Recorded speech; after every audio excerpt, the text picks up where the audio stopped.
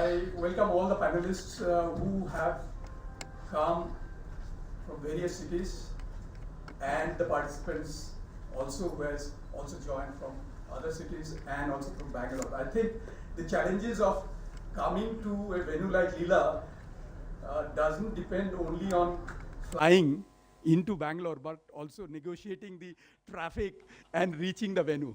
So I really appreciate your effort, and that shows we almost have the full house.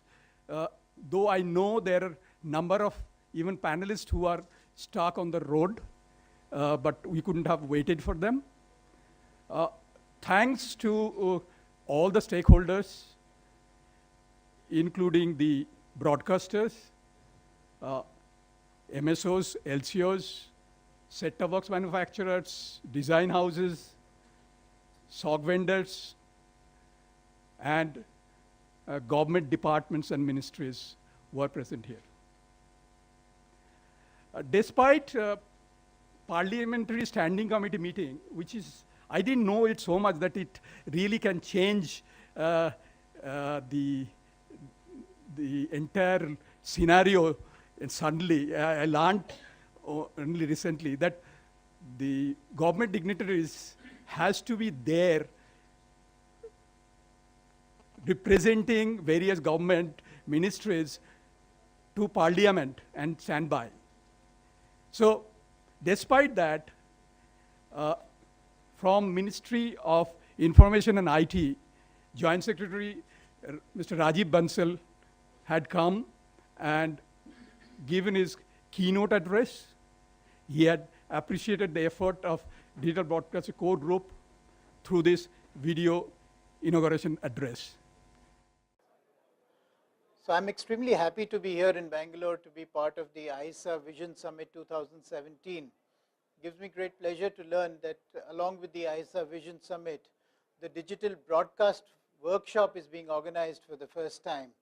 This workshop is bringing together all the key stakeholders, which includes obviously the government, the regulatory authorities, the equipment manufacturers, the content providers, the design houses, and the broadcasters. I hope the deliberations between all these key stakeholders are useful because there are several issues that need to be deliberated upon.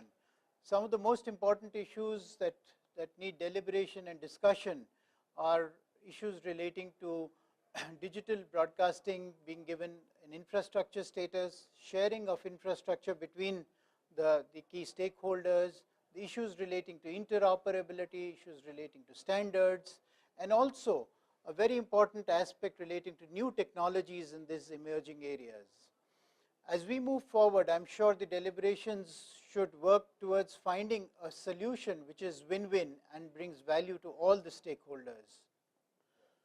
While each of these issues is important, the issue of sharing of infrastructure is perhaps one that needs immediate addressing. While at one side there is a lack of satellite bandwidth, we see that at the ground level each operator is uploading the same content and using transponder space. This is clearly an inefficient mechanism, and it is essential that all the participants in this room come together to thrash out a way forward so that the allocation of infrastructure is more efficient. The same is true not only for uploading, but also for efficiency at the last mile. Another issue which is of importance is the issue of interoperability. This is a topic which has been under discussion right from the beginning of DTH operations. So we see that while some of the stakeholders are willing to come together and work towards collective good, there are others who are resisting change. Linked to the issue of interoperability is the issue of standards. While standards are available, the implementation of networks has been non-standard, thereby making it impossible to integrate and make them compatible with each other. This also does not make it an attractive proposition for manufacturing as economies of scale do not kick in. I would sincerely urge all the members in this room, all the stakeholders, all the participants who are part of this workshop to come together, to brainstorm, to think, to work towards solutions which are win-win, because it is only because of your collective effort that we will be able to to find solutions to these challenges that we have at hand, which will lead to a situation where the true vision of bringing in digitization in broadcasting will be translated for the benefit of the common man. The dream of digitization of content, the dream of digitization of broadcasting is something that is still far from reality. This transition from where we are to where we wish to go lies in your hands, lies in the hands of all the stakeholders who are there in this room today. I urge you to once again negotiate, discuss, deliberate, and find a way forward to address these issues at hand so that the dream of a digitized broadcasting network translates into benefits for the common man. Thank you. So that was a really excellent start for in this workshop. We really got the blessing from the government, appreciation to go ahead. There are a few points that he has made.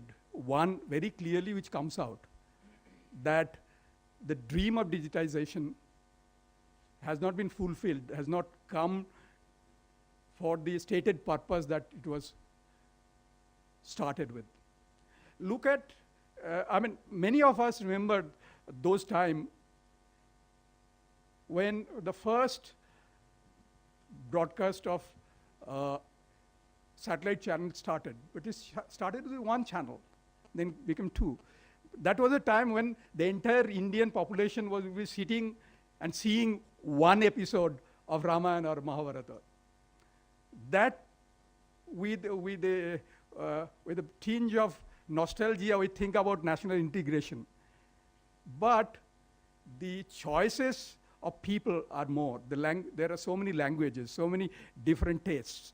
So this entire broadcasting industry proliferated from 2 channels to today about 900 channels.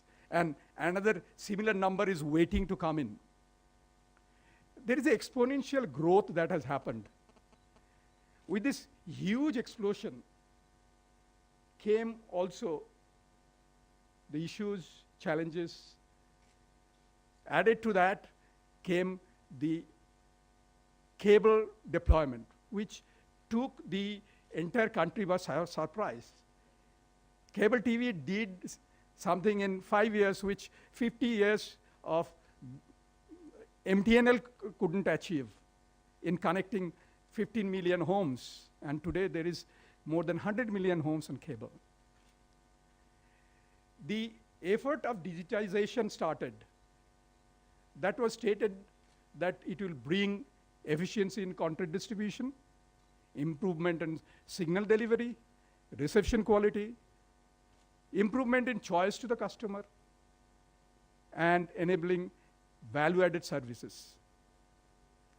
I remember still 2003, 2002, the first effort of CAS, Conditional Access System, which now changed into DAS.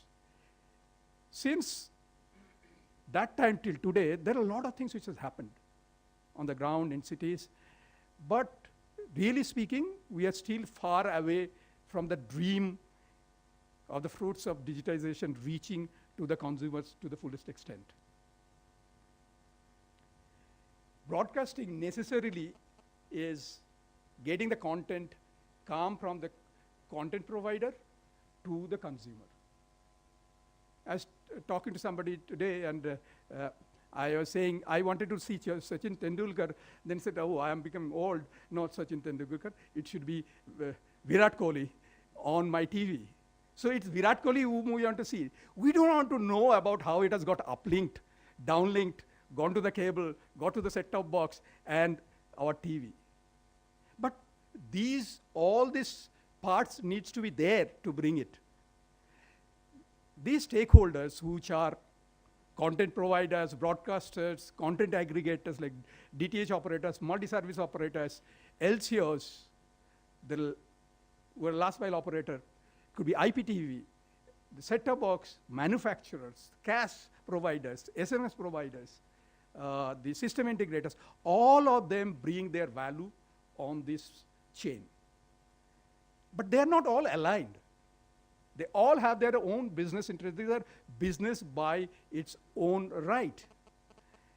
And all of them has associations, which goes to the government, tells that this is our requirement. Then where is the need for this India Digital Broadcast Core Group? The need is that all of these associations have a very narrow objective of the interest of that particular group. And what we see that most of the time, if not many of the times, one attempt by one group actually hurts others. And it has now become accepted by the group that your win is my loss. My win is somebody else's loss. The entire broadcast is a zero-sum game, which is not true. Which is not true because this content distribution from one end to another, if it grows for everybody. Everybody's price increases.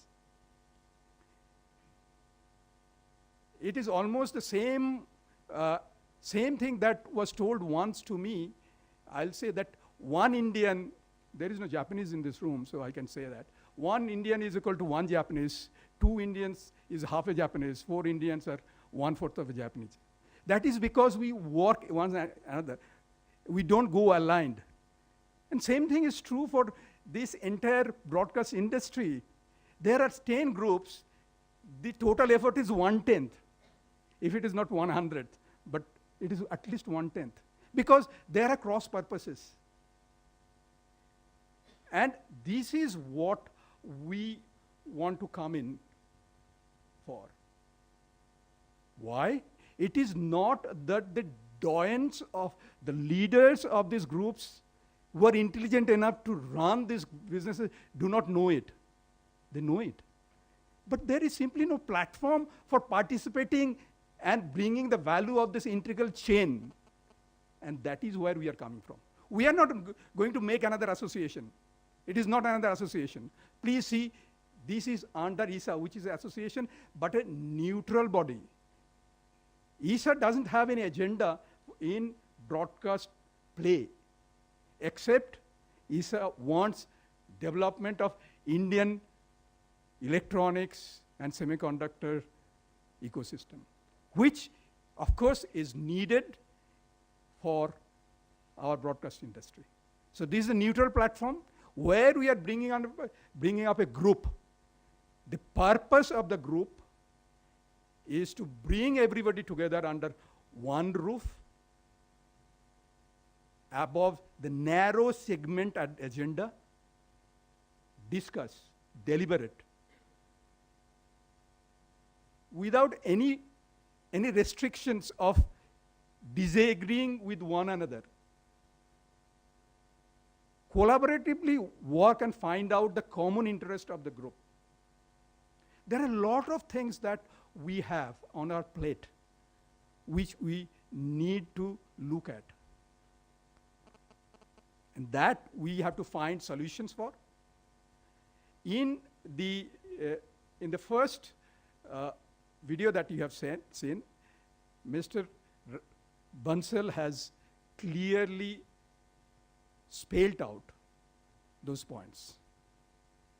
The first point that he has said is about infrastructure. Now, if we look at Indian infrastructure of broadcasting, right from the top end to the bottom, today there is content, linear content which is coming, which is same by almost all the channels, almost all the aggregators at the end. Let's say again the Virat Kohli's example. All the channels at the same time will show Virat Kohli. The same content is going up, coming up, going up, and again going up number of hops. Why? Because there are a number of distributors. Of course, it is not always necessarily true, but many a times true. Now, we have restrictions in our satellite bandwidth. this can come together. But point is to do it together, it's not only content, there are a lot of things connected with it.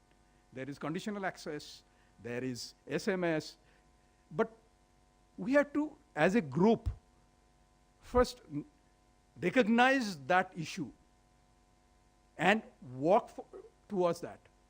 And fortunately, from government side and regulator side, there is an agreement to that effect. It is not only true only for the uplink. Look at the last mile. Have you seen on your electrical pole how many cable lines are going? There are 5, 6 fiber lines which are going, all carrying the same content. And if you go into the bunch, there will be a lot of dark flaggers even there. Now, this is, and if I talk about the top uplink end and last mile, everything in between. So there is a huge scope of infrastructure sharing. So that is one point that we should discuss ourselves. The other point is that we are talking about broadcast infrastructure that has been there for a long time. Now, this particular infrastructure of broadcasting is not recognized as an infrastructure by finance ministry. All others are. IPTV is. Infrastructure status gives a lot of advantages in getting investment. Look at our DAS 4 implementation, where the small operators need investments. And when they contact banks, they are not treated as an infrastructure industry. So we should talk about this, and there is a panel for that, which will take this. The next one is about interoperability. Interoperability has been discussed for a long, long time. There was also a clause in the DTH regulation that it should be interoperable, but there is a commercial interoperability which is common for a gate roundabout. But today, there is again a push for interoperability from TRAI, from regulators. Why? Because they have recently found that more than 50% of the set-top boxes has become e-waste.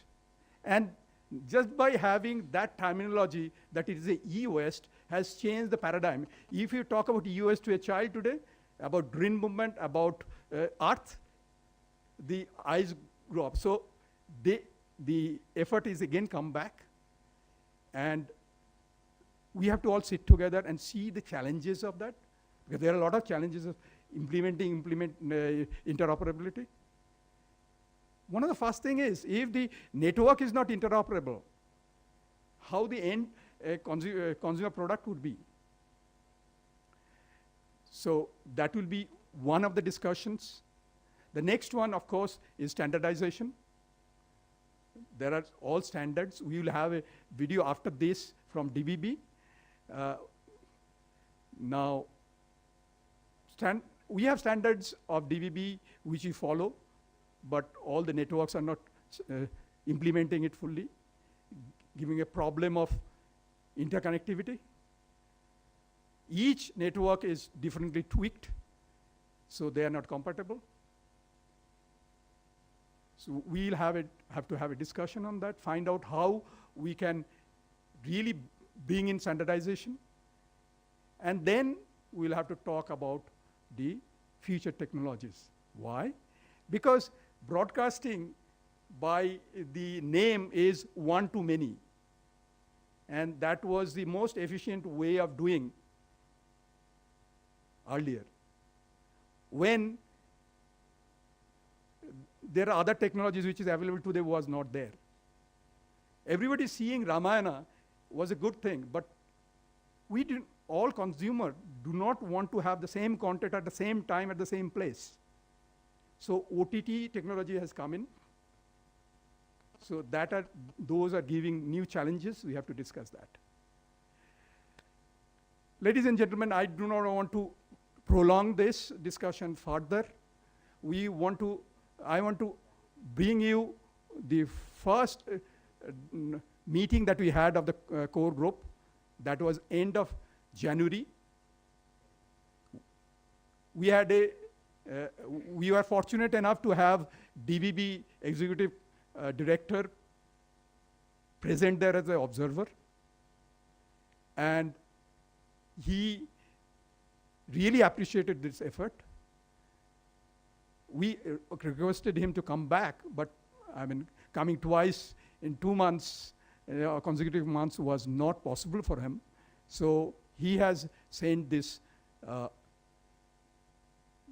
video address, which we'd like to bring up to you.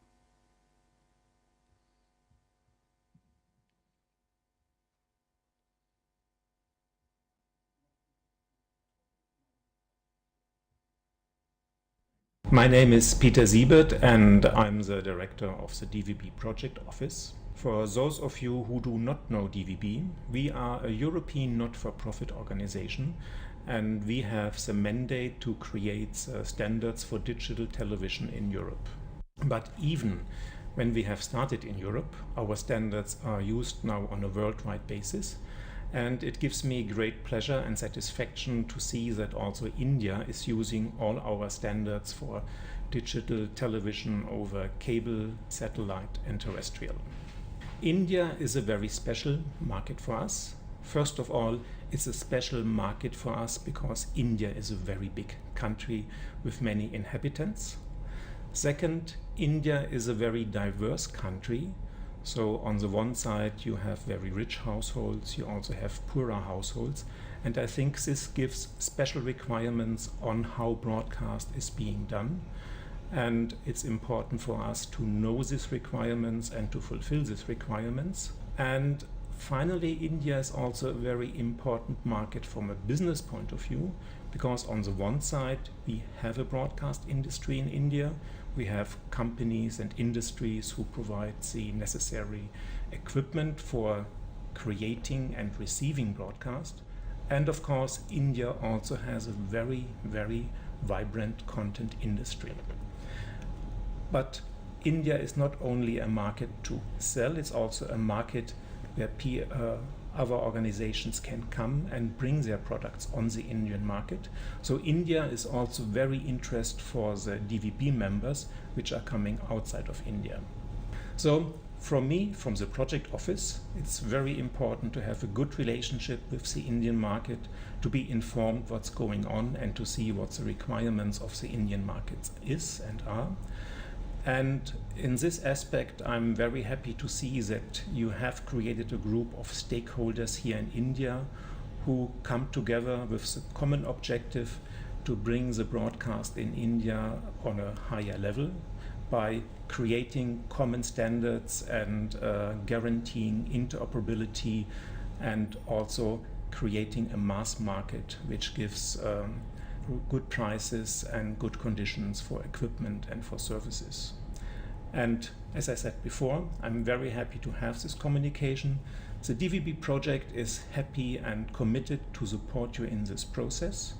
So when there's any help, the people here in the room know how to reach me. And I also have two final remarks. First of all, broadcast is a social responsibility. I regard broadcast as very important, especially to bring education, information, and entertainment to all the different groups in the population, especially to the lower income households. And finally, I would like to invite interested parties to also join the DVB project, because we can help you better if we also have members in India. Thank you very much.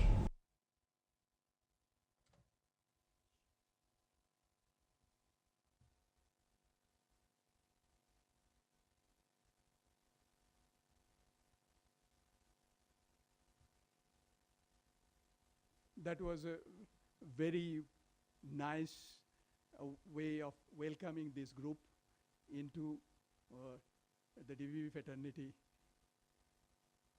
clearly identifying that India is a special market. India is a market where we would need to think together, bring out our requirements to them so that they can help us. So that is what we will be doing in our groups. So I think at this moment what we'll do is we will break for lunch, a quick lunch, and come back. And then we'll have panel discussions. In the panel discussions, there will be 4 panel discussions as we have identified: infrastructure, interoperability, standardization, and future technologies. In the panel discussions, there will be 2 participants coming on video conferencing. One is TRAI Principal Advisor, Mr. Sunil Kumar Gupta, and then next is Professor Moona, who is Director General of CDAC. Others are present in the room.